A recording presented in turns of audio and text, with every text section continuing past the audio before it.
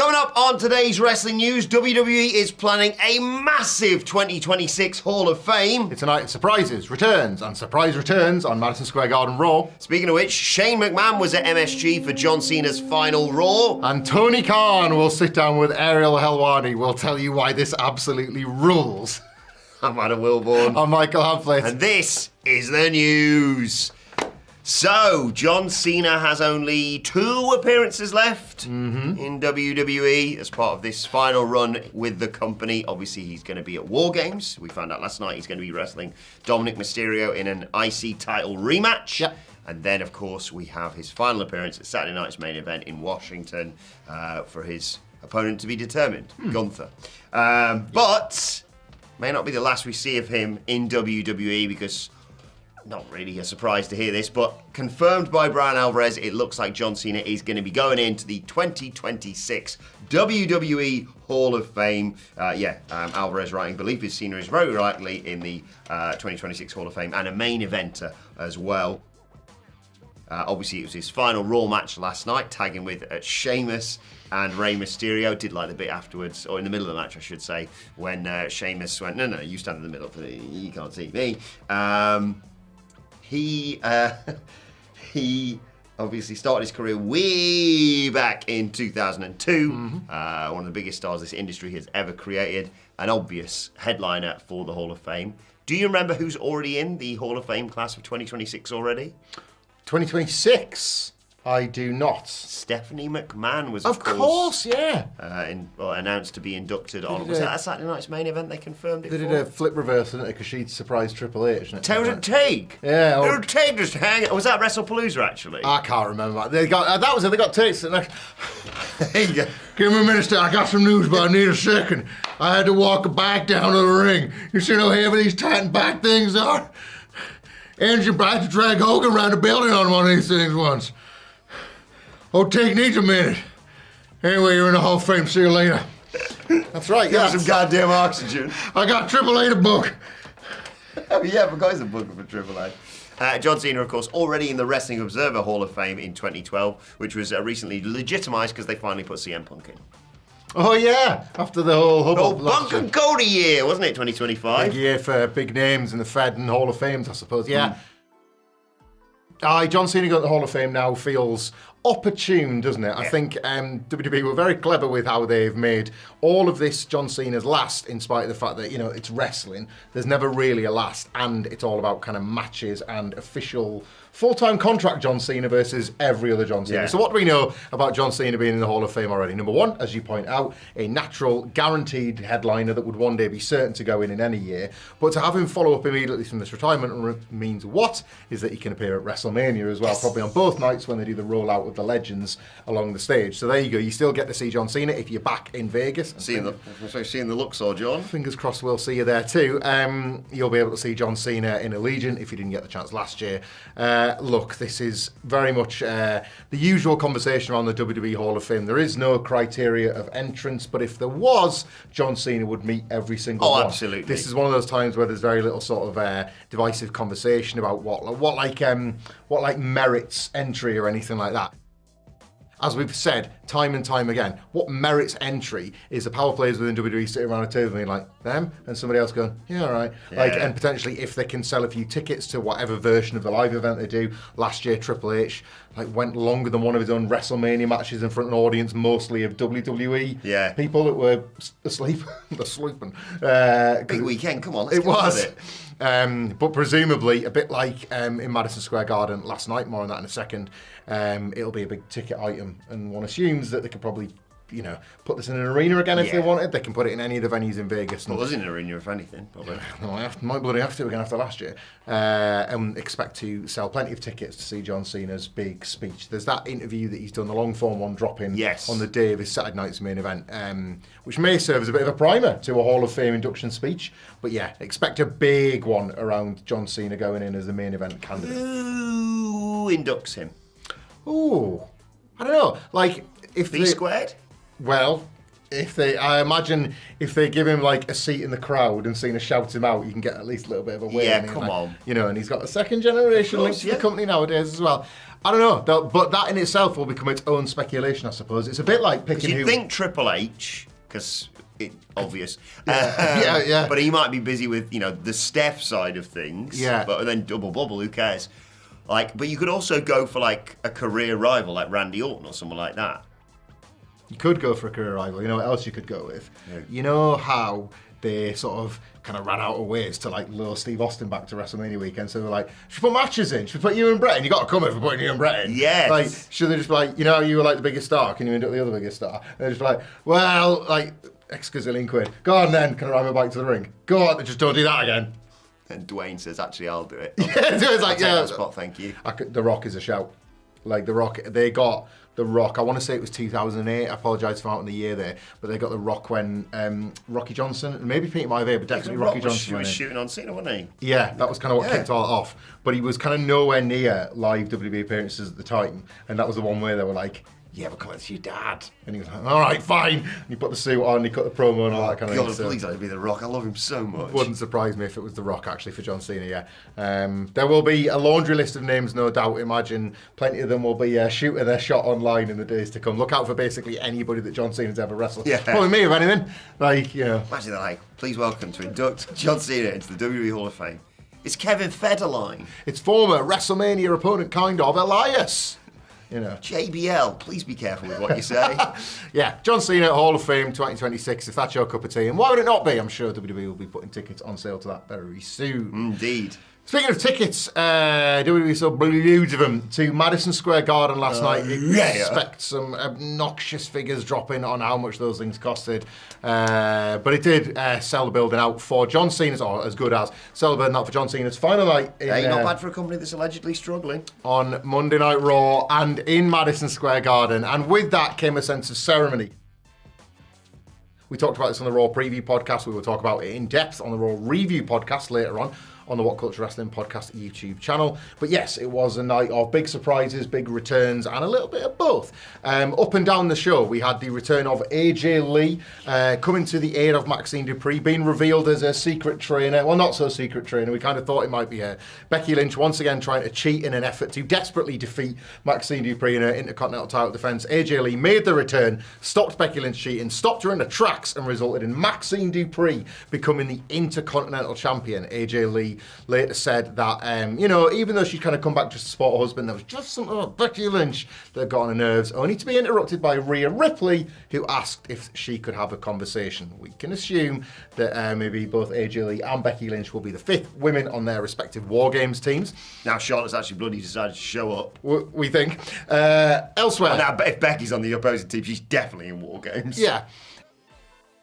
Elsewhere on Monday Night Raw, we had the return of Gunther and the return of Gunther's old theme, if that's your cup of tea. He was un-Def Rebelled and given his old sort of classical one back. I liked his Def Rebel one for what it was worth. It was good. One of the few good ones, but yeah, I think a lot of people responded well to him coming back as like the more sinister, serious Gunther, especially when he was just kicking Joanne Evans all around MSG. Great main event. Go and check that one out if you haven't already. Speaking of main events, the main event segment was a War Games teaser for the big showdown at Survivor Series, where the final members of the men's teams were revealed, somewhat predictably, but kind of, unannounced and awesome, kind of all the same. Roman Reigns made his return to Monday Night Raw, not just to shore up the babyface team, but to take down the heels final member, Brock Lesnar, of course, having recently realigned with Paul Heyman. Threw around CM Punk and Cody Rhodes and was immediately presented as this guy that the babyfaces couldn't have been ready for, that nobody could stop. And then Roman just kind of came out and stopped him, and Wade Barrett talked about him being Brock's kryptonite and all that kind of thing, and they had to be separated by security. Cody's pretty good at beating Brock as well. He did all right, didn't he? NYPD were there. And yeah. You know what the NYPD obviously don't do is watch WWE, because if they had, they wouldn't have stood by the barricade, because Roman speared them through it as Raw went off the air. Yeah. And then, surprisingly, maybe shout out to our producer Adam Nicholas, who called this one, but I didn't see anybody else. And Adam Pearce said that nobody else called this one. Dolph Ziggler answered the call of the mystery opponent for Solo Sikoa in the John Cena Time Is Now tournament and lost. He got a nice response in Madison Square Garden, obviously following Zack Ryder's surprise appearance on SmackDown. Dolph wrestles for TNA. So the door was never shut, but it didn't feel like it was swinging open for the Nemeths based on a few things we know about other wrestlers on the WWE roster. Big E did put a nice post saying like, "Oh, the gang's all here because it must have been the first time in forever." Of course, that yeah. Him, AJ, and Ziggler were both sort of all within the WWE family. Wonder if he punched her in the tits to celebrate. Oh, just like old times. So yeah, it does appear like the Zack Ryder thing. It was a one and done for the benefit of the tournament. Ziggler was he got to hit all his big moves, but he was soundly beaten by Solo. It was appropriate that Ziggler came back and just took a wicked bump off of Samoan Spike. That's it, yeah. Like kind of, it's exactly what he's remembered for in small doses, and that's exactly what this was. Plus, he's Solo, he's class, he's the best. We love the MFTs, me and Hamlet. We know MFT slanders here. Again, check out the SmackDown coverage if you actually enjoy the MFTs like we do, because we'll give you bloody loads of it. I think that's everybody. It was certainly one of those nights where they aimed to make it feel eventful and did just that. Oh, it's class. A big one in the garden. We've got it wasn't just based on the ring, was it, as well? As it turns out, there were others in the crowd. Indeed, yeah, we'll get to that in a second, but I really, really enjoyed Raw last night. Like, it comes with a lot of anticipation and expectation, not only just being in the garden. I think we worked out the Raw preview yesterday. The last time there was that was Roman's return again, actually. It was Punk and Seth in their steel cage on the road to WrestleMania. The one before that was the Bloodline putting Paul Heyman through the table on SmackDown. Funny. But yeah, just so much fun this show, and like you say, very, very eventful. We'll delve into way more detail on the Raw Review podcast. And if you want to know the ups and downs, Simon Miller will be here with them a little bit later on today. But yeah, speaking of surprises, or surprise appearances at Monday Night Raw, one we didn't see but we subsequently learned about was Shane O'Mac. Shane McMahon was in the crowd for last night's show in Madison Square Garden. He posted on Instagram a picture of himself and his son Rogan, who in my head is still the small child who ran out at WrestleMania 32. The littlest one. On the star, the yeah. The littlest one, yeah. What? Who are you? You're big now. Passage of time is brutal on us all, isn't it? With Shane posting, honoured to be at MSG with my son Rogan to celebrate a true legend in Briosness and my friend, #thank you Cena. He was a few rows back, he was sat near his sister, but they obviously didn't show him on camera. Can you remember the one time that Shane McMahon wrestled in Madison Square Garden? I don't... would it have been his like SmackDown Best in the World era, or like him being an asshole on SmackDown? I can't visualise a version of him when he was there. Which way did he go? Like corporate, actual good Shane McMahon, rather like hardest man in the universe Shane McMahon. I want to say it's probably that. You're era. around the right era, yes. It was a best of 3 falls King of the Ring semi-final against Chad Gable. God, yeah. God, like, and I remember that being like, God, that was 2019, and obviously New Japan and Ring of Honor ran Madison Square Garden, and Vince McMahon was very angry about it and got the bottom lip out, and then gets the building back and books his son against the best wrestler on the show, and like, I've got you, Chad. Like, Last time we saw Shane, of course, was WrestleMania 39. One of your favourite WrestleMania moments, yeah? Shane still got it. I'm glad he's happy and walking around again, obviously. No, don't want to wish an injury on anyone, but it was... How long? You were in the building for that. A, how long was it before you realised, oh God, something's gone terribly wrong? And B, how long before you'd seen the footage with the commentary to realise... Oh, pretty quickly. You remember? Was it getting around? You remember you tell me the story about you and Sidge being at All Out? Uh-huh. And finding out about Punk's backstage fight as it's all going on. Basically, that happens. Why is he not moving? They're like, Snoop! Snoop steps in, saves the day, obviously. How great was Miz there? Yeah. Oh, mommy! Risky as well, because that man has done the worst frog splash I've ever seen in my entire life. Oh, he's the Jeff Hardy Swanton of moves. Like, you're taking it. Like, there. Yeah. But yeah.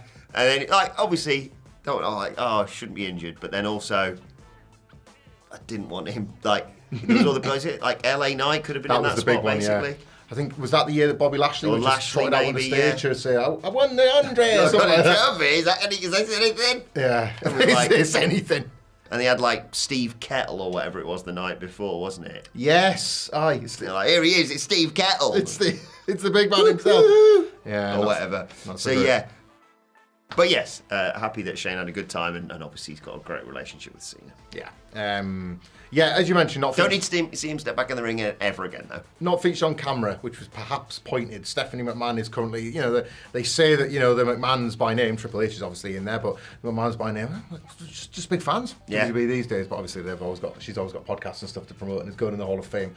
Not so much for Jano. Who was that guy with like the grill who got into it with Dominic Mysterio? Oh yeah, I can't. They Is he a football player? I think so. Like the thing about the Garden fans was that they kind of booed all of them. Yeah, So, obviously New York's a bit like probably Manchester over here, where you've got a bunch of divided loyalties and the boos allowed in the cheers. Eagles guy there, didn't they? Yeah. Then they had Andrew Schultz, and he was desperately trying to grab like a New York Giants thing to be like, "Don't boo me, I've got a New York Giants belt." It's hard for us, Mr. Bean-looking asses, to discern who the goodies and the baddies are of American sports. So yeah.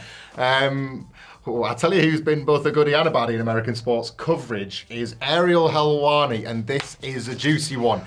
Wednesday this week, so about sort of 24 hours-ish from now, Ariel Helwani will sit down in studio and interview Tony Khan. Now, why is this significant, you may ask? Not just because Tony Khan is obviously the president, owner, and everything else of All Elite Wrestling, and it's obviously rare that you get such an opportunity and a platform to speak at length and in detail with these figures of high renown in pro wrestling. But Tony Khan and Ariel Helwani, go back a bit, shall we say. Helwani has spoken on this saying, quote, "I've no doubt it's going to be great. Myself and the founder of All Elite Wrestling in studio, one-on-one. It's finally happening. It's our first in-studio chat and our first conversation since several years ago, back in 2022. And he just kind of like lets that one breathe. What happened in 2022, we will remind you. So the two of them were on a Zoom chat, and it was in the wake of Brawl Out and everything that happened with CM Punk in the summer. And Tony Khan, like understandably, especially in light of what came out in after that, was evasive with his answers and was kind of, doing what like anyone in his position would do, is when he can speak about something he does, but when he can't, he won't, or doesn't want to. Yeah. It's his prerogative ultimately. And I do remember this causing quite a debate at the time between like what you should give as an interviewee versus what you can expect as an interviewer. Naturally, everything got very tribal and it all kind of booted off and whatnot. But Ariel Helwani was quite outspoken about Tony Khan not really giving much at the time, and he kind of went on his own show to make a point about this. He says, "You're going to come on and promote X, Y, and Z. Great, I'll play that dance," and I did at the beginning. But you got to give us something to not even tell me how you were feeling. Just give me something. Don't just say not going to talk about it. Not going to talk about it. It doesn't serve me. It doesn't serve me. So Helwani kind of made no secret of his frustrations with it. That created a bit of a boot off.